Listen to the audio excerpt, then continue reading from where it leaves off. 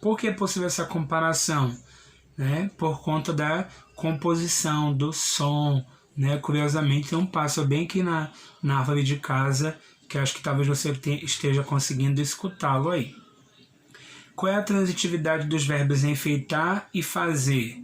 Eles são verbos transitivos diretos. Os verbos viver e cantar também têm a mesma transitividade? Aqui nesse caso, sim. Né? Por quê? Porque nesse caso todos os dois são intransitivos. Eles não estão precisando nem pedindo complemento.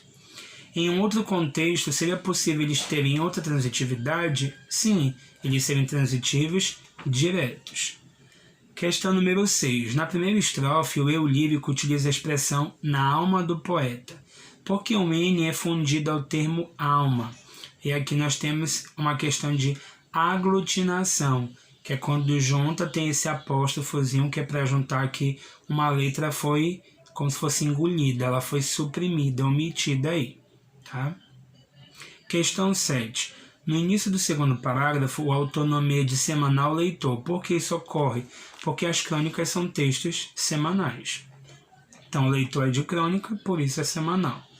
O texto de Vinícius de Moraes, ele trata do amor aos bichos de maneira diferente, do modo corriqueiro como ouvimos. Por quê? Porque aqui está falando de animais que são mortos para o consumo humano. Então ele usou um contexto diferenciado de animais de estimação, por exemplo. 9. Qual é a importância da repetição dessas perguntas e suas estruturas? Vai cativar o leitor, tem uma questão de sonoridade, rima e ritmo.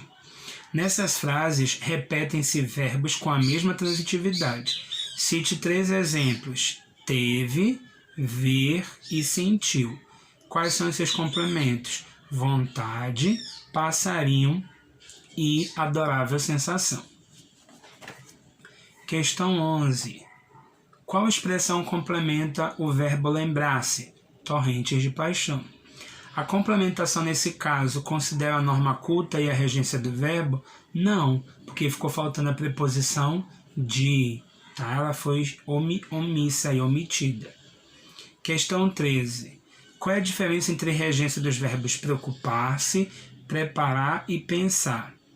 Então, o preocupar-se, ele é intransitivo. Aliás, transitivo indireto.